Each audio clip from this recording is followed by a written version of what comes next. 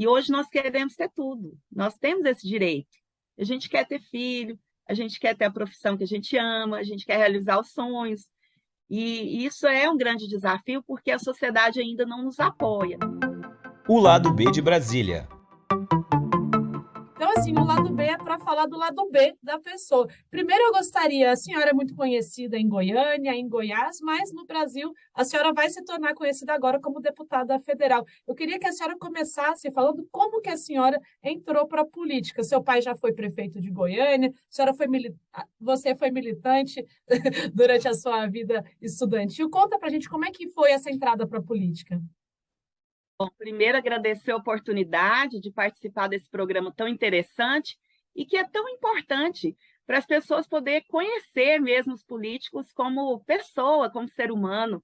Eu achei a proposta muito legal e que nos aproxima, né, das pessoas. Isso é muito interessante. Eu acredito muito numa política transparente e próxima das pessoas.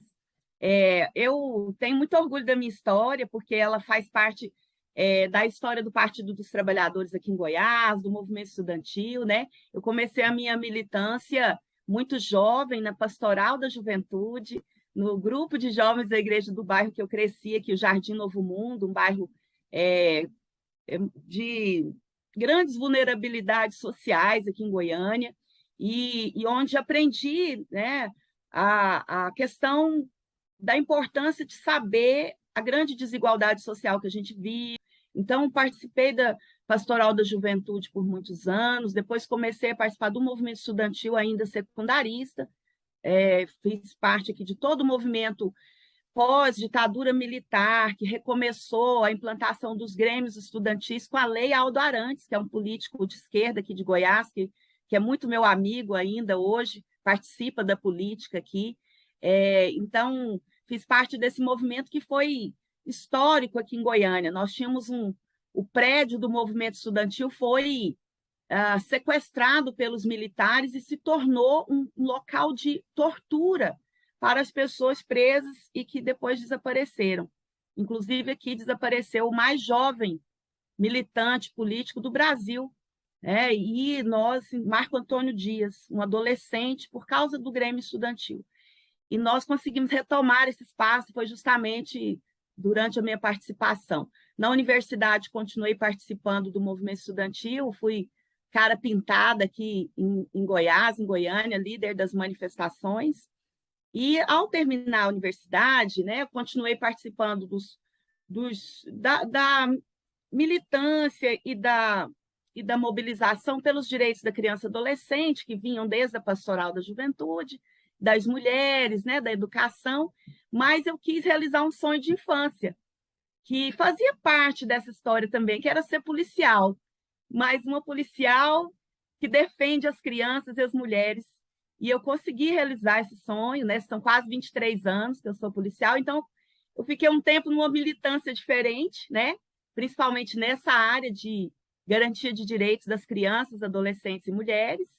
E depois fui convidada para ser delegada-geral da Polícia Civil, secretária de Defesa Social de Goiânia, na administração do Partido dos Trabalhadores.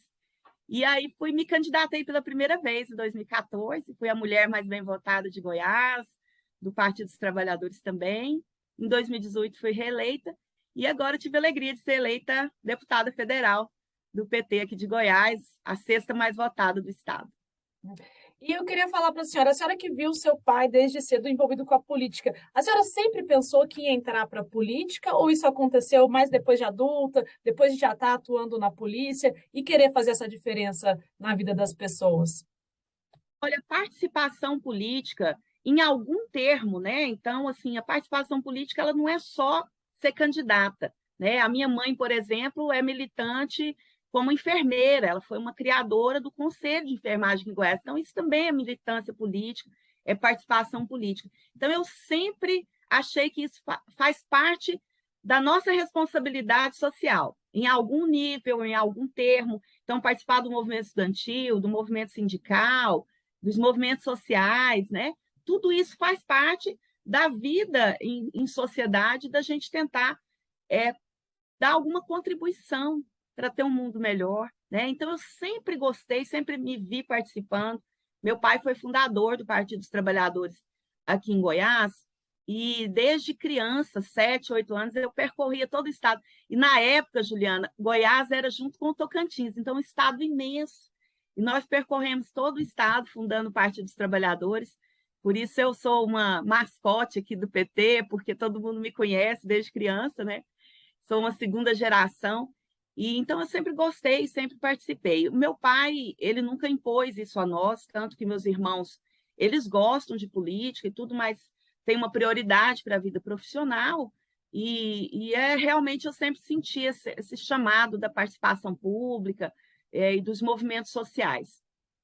Em algum momento você se arrependeu de ter entrado para a política? Porque a gente sabe que a exposição ela é diferente, as cobranças são diferentes, e hoje a gente tem essa situação das redes sociais em que as pessoas se sentem muito livres, inclusive para praticar crimes pela internet, acreditando que não são crimes porque estão na internet. A senhora se arrependeu em algum momento? Então, eu nunca me arrependi nem do meu trabalho como policial, no qual já estive em várias situações de grande risco pessoal, de grandes dificuldades, de desafios imensos, tanto como profissional e como pessoa. Mas tampouco me arrependi da minha carreira até agora, né? Porque eu pretendo ainda fazer muita coisa nessa vida e tenho orgulho da minha carreira, procuro ter coerência com as minhas ações, os meus projetos, com a minha participação no coletivo, né? Tanto no partido político, mas nos movimentos sociais que eu também faço parte.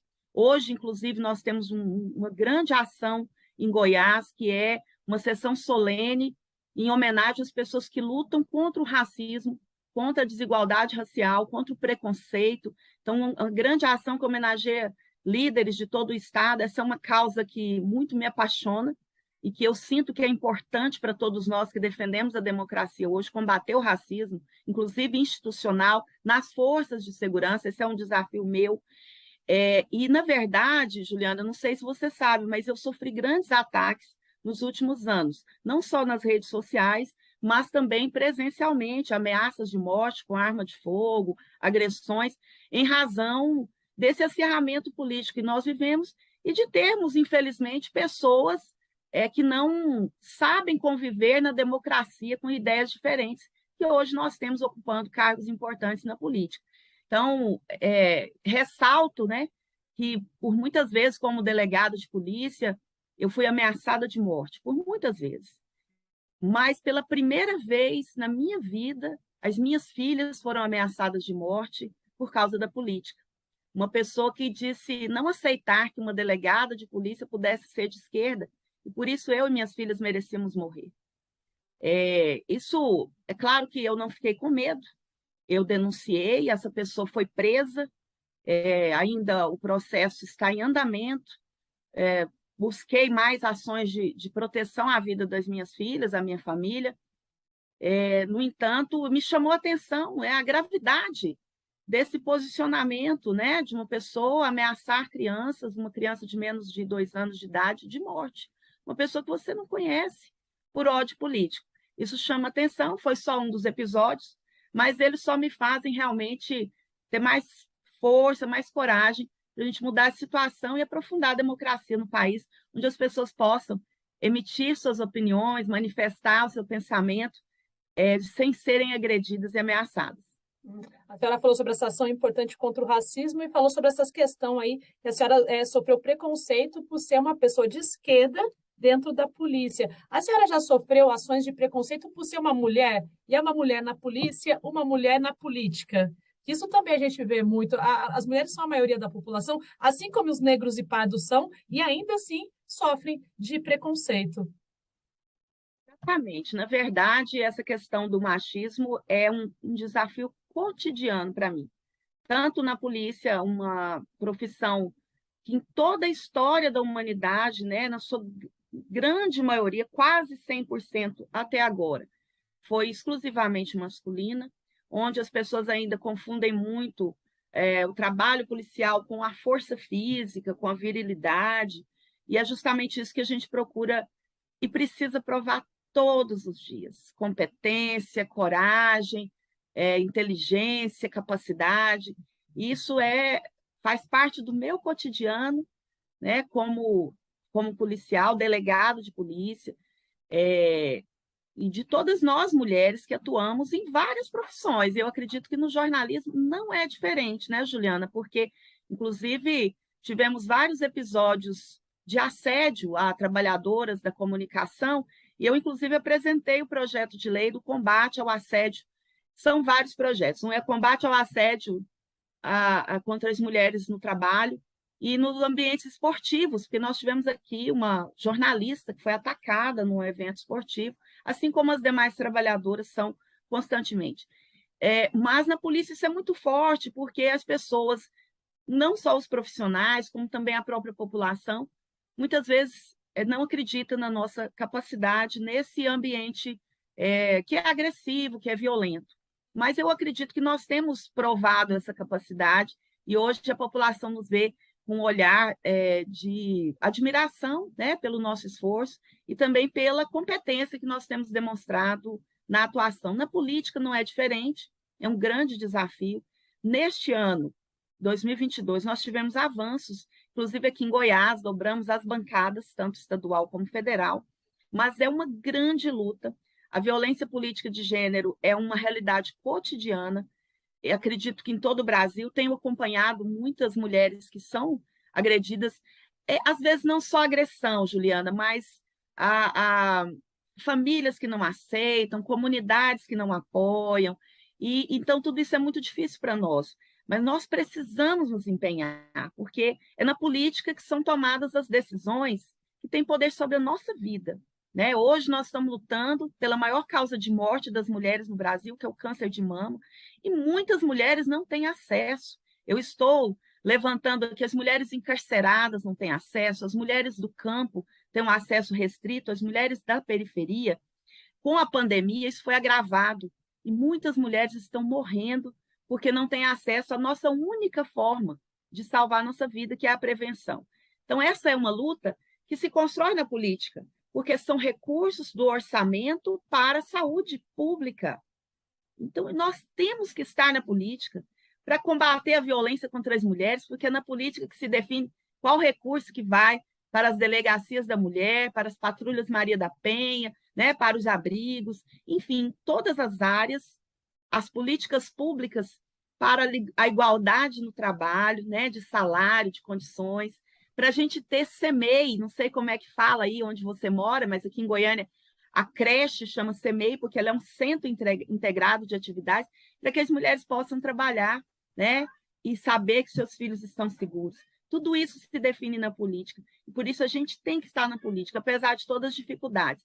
Eu acredito também que nos últimos anos nós vivemos um retrocesso social no Brasil, onde afloraram sentimentos de racismo, de misoginia, né, de preconceito, de violência ligada a esse preconceito. Né? Nos tornamos o país que mais mata pessoas LGBTQIA+ do mundo. Isso é muito grave. A violência contra as mulheres atinge um grau de epidemia, e a gente não vê políticas públicas sendo estabelecidas. Ao contrário, os orçamentos para o combate a essas violências, a pedofilia, por exemplo, que é a minha principal área de atuação como profissional da segurança, eles foram cortados. Então, nós precisamos reconstruir essas políticas públicas e reconstruir na sociedade a indignação contra esses retrocessos. Nós precisamos avançar como civilização, retomar, né, o aprofundamento da democracia e dos avanços enquanto civilização. Então, essa é uma tarefa de nós mulheres também na política. Agora, continuando a falar sobre o ser mulher, a senhora tem uma filha pequenininha. Como é que a senhora tem feito para conciliar? Porque realmente é muito difícil. É mais difícil para a mulher, na realidade que a gente vive no mercado de trabalho, conciliar a maternidade com a profissão. Como é que você faz para conciliar e como pretende fazer isso vindo para Brasília? Então, Juliana, para te falar a verdade, para demonstrar o quanto eu sou uma pessoa animada, eu tenho uma filha de 27 anos, que mora em Brasília, que é designer, que é um orgulho para mim. E tenho a Heleninha, de 3 anos. Então, é uma animação, né? Você veja, ainda decide ser deputada federal depois do convite do presidente Lula. Então, na verdade, assim, como todas as mulheres trabalhadoras, como todas as mulheres, nós enfrentamos grandes desafios, porque, ao contrário, por exemplo, das minhas colegas, as primeiras delegadas, elas não tiveram filhos, elas não puderam, né? Elas tinham que escolher. E hoje nós queremos ter tudo, nós temos esse direito. A gente quer ter filho, a gente quer ter a profissão que a gente ama, a gente quer realizar os sonhos. E isso é um grande desafio porque a sociedade ainda não nos apoia. Eu, por exemplo, tenho um companheiro que divide as tarefas de casa e do cuidado da minha filha comigo. Isso é uma grande coisa. As pessoas às vezes não dão a importância ao fato das mulheres terem dupla e até tripla jornada de trabalho, e quanto isso impacta na realização dos nossos sonhos, da gente poder ter a carreira que a gente sonhou, da gente poder estudar, né, da gente poder chegar e ver um filme, como muitas vezes os homens fazem. E nós temos esse direito. Então, é muito importante que a gente evolua como sociedade para que os nossos filhos, irmãos, pais, companheiros, amigos que dividem a casa, dividam as tarefas com a gente. Isso é muito importante, faz toda a diferença. E o IBGE demonstrou, né, que são muitas horas, né, 11 horas por semana a mais que a gente trabalha, quer dizer, muito mais. Agora, eu vejo que as instituições também, muitas vezes, não se preparam para nos apoiar. Por exemplo, eu tive a Helena logo depois de vencer a segunda eleição como deputada estadual em Goiás, a mais votada de Goiás. O trabalho na Assembleia recomeçou quando a Helena tinha 2 meses. E aqui não existe licença maternidade para deputada. Se o deputado quebrar o pé jogando futebol, ele tem a licença médica, mas a deputada que tem um filho não tem. Então, com 2 meses, eu estava trabalhando com a Helena no meu colo, porque são muitas horas de trabalho e eu amamentei até quase os 3 anos. É um direito meu, é um direito dela. E eu tive essa dificuldade. Os meus colegas todos se lembram, né, de eu trabalhando com ela, assim como com a Verônica na faculdade, onde eu não tinha um lugar para que ela ficasse, onde eu não tinha, muitas vezes, ali uma condição de tê-la comigo na sala.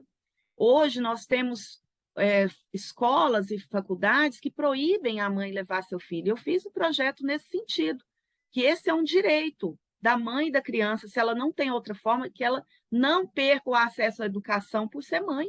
A gente não pode ser punida por ser mãe. Apesar de ter um presidente que acha, não temos mais do que poucos dias, né? Esse senhor como nosso presidente. Deixa eu sorrir por isso, tá? Mas que diz que as mulheres merecem ganhar menos porque a gente engravida, colocando aí em discussão até a sobrevivência da humanidade, né? Porque se nós não tivermos filhos, a humanidade não sobrevive, não continua. Mas nós não merecemos isso, não. Nós merecemos ter o direito de ter nossos filhos e trabalhar, e mostrar nossa competência, e a gente faz isso. Não só as mulheres na política, que é muito difícil, sim, Juliana, porque a política não tem muito horário, né? Então tem fim de semana. Eu, por exemplo, passei o sábado nas confraternizações do movimento sindical e do Partido dos Trabalhadores no interior do estado. Em reuniões com o movimento sindical, né, uma base muito importante para mim aqui. E é um dia que você geralmente fica em casa, cuida dos filhos, cuida um pouco da casa. E na política não tem muito horário, às vezes fica até tarde, como eu ficarei hoje. Mas na polícia também é assim. Muitas mulheres que atuam como empresárias, como atletas, no jornalismo, eu tenho certeza que é assim, na comunicação. Então, não é uma questão só da mulher na política, são em todos os espaços. E eu acho que a sociedade precisa se preparar e nos apoiar, para que a gente possa contribuir, né, em todos os espaços públicos, nos espaços de poder, nos espaços que a gente quiser, e poder também ter um tratamento digno e justo para os nossos filhos. Agora eu queria pedir licença para a senhora para entrar, então, na sua casa, né? Como é que é, Adriana? Você falou sábado teve nessa atividade, mas normalmente como é que é um final de semana com a sua filha pequena, com o seu companheiro? Se a sua filha vai de Brasília visitar, como é que é isso? Olha, na verdade, não tem muita rotina, né? O meu trabalho, assim como não tinha quando eu exercia, eu sou delegada licenciada, então ainda posso voltar a trabalhar como delegada, também não tinha muita rotina, muitas operações, trabalhos que vão até a madrugada. E na política é assim, então tem um fim de semana que você consegue ficar mais tranquila, fazer um passeio, né, ao zoológico, um passeio com a sua filha, visitar a minha mãe, que vive numa cidade aqui próxima, numa chácara, que você pode fazer um passeio, e muitos outros que não, que tem as atividades políticas, em algumas eu a levo, em algumas o meu companheiro vai passear, ou ela fica com. Eu tenho um irmão que tem filhos pequenos e ela gosta muito de ficar lá. Às vezes a Verônica pode vir, às vezes ela trabalha também. Então, não tem nenhuma rotina. Mas o que eu mais. Eu gosto muito do meu trabalho, né, como deputada, meu trabalho como liderança política. Gosto muito, imensamente. Mas também gosto muito de ficar com a minha família. E quando eu posso, gosto de fazer passeios, né, de ficar também tranquila lendo um livro com a Helena. E aí você veja que eu tenho muitos, gosto muito, sou filha de um filósofo e casada com outro filósofo. Então, nós temos muito livro, gostamos muito. Eu gosto muito de ler também, de ver um filme, né, de passear. E procuro Já que a ter um senhora tempo de qualidade com a Helena. Já que a senhora entrou nisso, se a senhora pudesse indicar um livro que mudou a sua vida, ou que foi o seu pai que te passou, ou o seu companheiro, ou até um livro que você leu para Helena recentemente, que pudesse indicar. Eu gosto de muitos.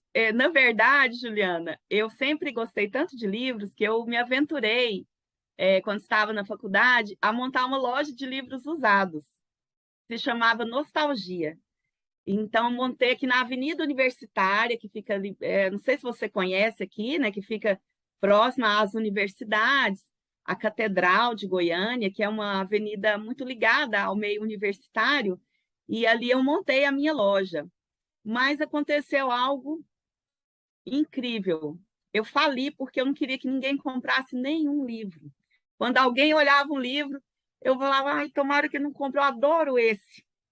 E aí acabei falindo, óbvio, né? E trouxe todos eles para casa, são meus filhinhos aqui, ficam comigo o tempo todo. Eu gosto de muitos livros, né? Assim, desde a infância da Verônica, com o Menino do Dedo Verde, que minha mãe me deu, foi o primeiro que ela me deu quando eu tinha, que eu não sabia ler ainda, e foi um dos livros que eu aprendi a ler, e que eu dei para a Verônica e para Helena, né? Tem livros que me inspiraram muito. Meu pai me indicava os livros do Paulo Freire, eu tenho todos eles aqui, né?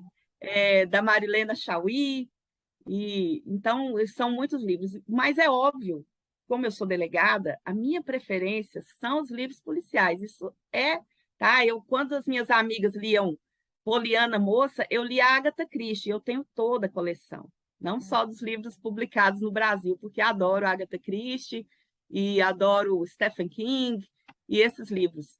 E um dos meus livros preferidos é A Sangue Frio, do Truman Capote, que é não só uma descrição extremamente precisa de um crime muito grave, mas também uma obra-prima da literatura, né? Pela forma brilhante com que descreveria qualquer evento, não só porque é um crime, mas é um livro que um livro que eu admiro e que eu já li várias vezes. E na hora de escolher um seriado, a senhora também vai por essa linha de ir para investigações? Certeza. Meu marido gosta de filmes mais intimistas, né, e intelectuais e tudo, mas como a gente reveza para escolher os filmes, ele tem que ver os filmes policiais também comigo. E são muitos que eu gosto, né, que eu assisto. Estou assistindo Dead Wind agora, que é uma série que se passa na Finlândia e acabou de sair a última temporada, então gosto muito. Mas minha série preferida policial é True Detective. Ah, eu adoro, é A maravilhosa. primeira, principalmente a primeira temporada. Mas É, gosto de muito. uhum. E tem algum É filme lógico que eu gosto muito de Arquivo X e tenho todos os episódios guardados, né? Porque a atriz a atriz policial foi uma inspiradora para mim, assim como do filme O Silêncio dos Inocentes, que é um dos meus preferidos. Eu tenho todos os livros e filmes desse autor. Aham. E o que que a senhora faz assim, fora ficar em casa, ver um filme, ler um livro? O que mais? A senhora cuida da saúde? Tem alguma atividade física? Então, eu adoro atividade física, isso é muito recomendado como policial, né? Na verdade, assim, no concurso a gente faz uma prova física rigorosa e somos inspirados e estimulados a cuidar da saúde e praticar esportes. Então, sempre pratiquei, mas realmente nessa campanha foi impossível, né? E eu preciso retomar. Eu gosto de academia, mas a academia é o que mais cabe agora para a minha idade, que mais é efetivo, né? Vou completar 50 anos no começo do ano. Mas o que eu gosto é correr ao ar livre. Quando parei, estava correndo 5 quilômetros aqui perto da minha casa, no parque. Gosto muito de atividade física. Espero conseguir retomar as atividades logo que a gente organizar aí a vida agora como deputada federal. Gosto de passeios ao ar livre, né? Aqui em Goiás, todo mundo, muita gente, né? Como a minha mãe, muita gente tem chácaras, tem uma ligação com a área rural. Isso é muito forte aqui, né? Então, a gente gosta de passeios, assim, com a Helena, e visitar amigos, né? Que a gente muitas vezes não tem tempo no dia a dia, e quando tem uma folga, eu gosto muito de visitar minha família e meus amigos. E você cozinha? Olha, vamos ser sinceros aqui, não é um dos meus atributos. Eu faço, assim, algo assim para básico, muito básico. Assim como meu pai, que era um grande cozinheiro, o meu companheiro cozinha muito bem. Ele inclusive, tem na rede social, ele faz um quadro, Homens na Cozinha, no Instagram, que tem muitos seguidores, porque ele gosta muito de cozinhar, e aí fala de política também, tudo. Mas, olha, não é uma das minhas qualidades, viu? Eu vou ser muito sincera aqui. Mas com certeza, né? Com a agenda mais tumultuada, cada É, vez mas, mais difícil. mas eu me arrependo de não ter me dedicado a aprender. É uma forma também, é um carinho com a sua família, né? Com um amigo que vem te visitar. Hoje eu vejo isso. E a minha filha, por exemplo, já pensa diferente, ela gosta de cozinhar. É, talvez não como obrigação seja prazeroso, mas eu acho que quando é possível, né? Então é uma coisa assim que, quem sabe, eu ainda me dedique a aprender se um dia tiver um tempo. Mas o Fábio gosta e tá ótimo também. Uhum. A senhora falou sobre o que pode ainda fazer. Qual que é o seu sonho? Aí pode ser na vida pessoal, na vida profissional. Então, eu estou com o coração cheio de sonhos, Juliana. Talvez por essa vitória tão grande e que foi tão pesada, porque essa foi uma eleição muito difícil. Não só por causa da agressividade, da violência, assim, que eu participo da política desde muito pequena, né, muito jovem, e eu nunca senti isso, essa agressividade, essas situações realmente violentas, né, intimidadoras, e você tem que redobrar a sua coragem, o seu cuidado também. Então, foi uma eleição difícil. Por outro lado, eu também vejo que foi uma eleição onde nós nunca tivemos tanto abuso do poder econômico, é algo que interfere também e que ataca a democracia. Nós precisamos avançar para uma política que não seja tão relacionada ao poder econômico, para que todos os setores da sociedade tenham direito de participar, né? Mesmo aqueles que não são de grande poder econômico. Então, foi uma vitória muito grande para mim, sabe? E assim, quase 100 mil votos, em Goiás, né? Uma mulher em Goiás de esquerda, para mim assim, me sinto muito grata, muito feliz. Eu estou cheia de sonhos, sabe? De lutar pelas mulheres, pelas crianças. A questão da pedofilia é a minha luta, é a luta da minha vida, da minha vida. E eu, assim, como deputada estadual, eu pude fazer muito pouco, porque as legislações são federais, as políticas públicas, né?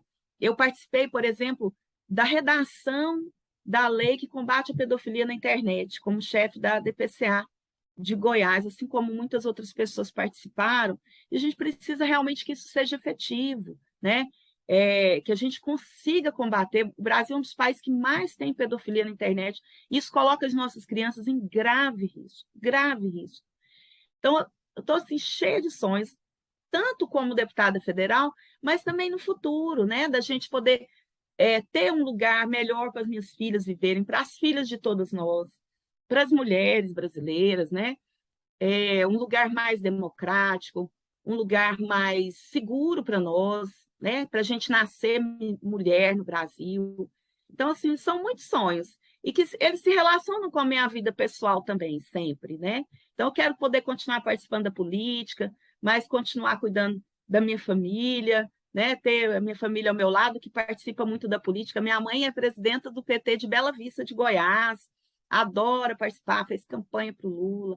Então, assim, isso faz parte do meu dia a dia. Eu espero ter saúde e assim, né, animação para continuar fazendo isso por muito tempo e que isso tenha um significado para as pessoas também. Uhum. Agora, uma última pergunta. Atrás aí da senhora, eu estou vendo a Frida Kahlo e o Lula. Qual que é uma personalidade que a senhora tem como uma referência? Então, na verdade, são muitas, né? Elas constroem, elas fazem parte de quem eu sou. Eu, por exemplo, acredito muito no feminismo, acredito muito na luta pela autonomia das mulheres, inclusive através da arte, que essa é a luta da Frida Kahlo, né?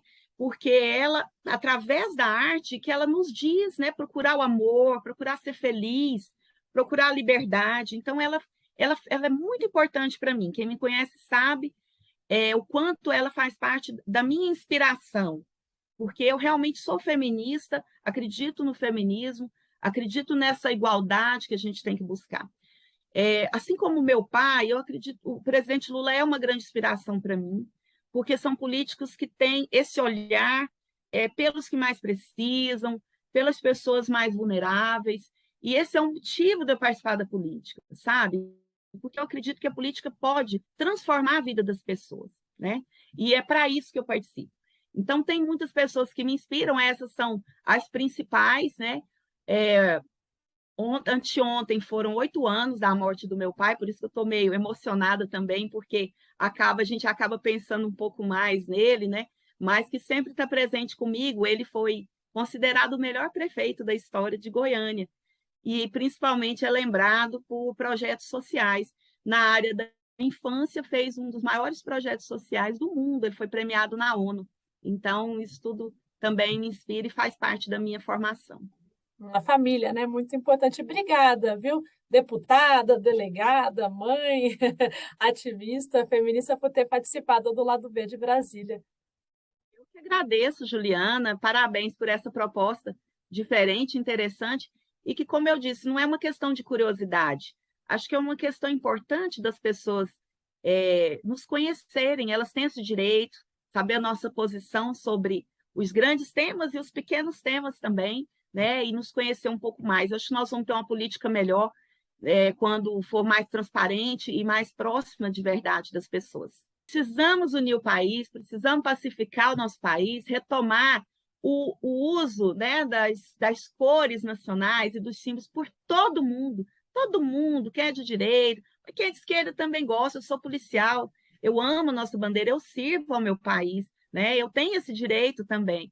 E acredito que sim, eu espero que sim. Ganhando ou não as eleições, a Copa, né? Que isso a gente não faz a menor ideia, ganhando ou não a Copa, que esse clima, né, de participação esportiva e tudo, que isso possa sim ser um fator que una o nosso país, que traga mais afeto, mais alegria. A gente está precisando muito disso. Inclusive, o presidente Lula falou: vamos usar a camiseta verde e amarela, e eu concordo, acho que todo mundo tem que usar, e a gente voltar a ser feliz e respeitar a opinião de cada um, mesmo que for diferente da nossa de novo.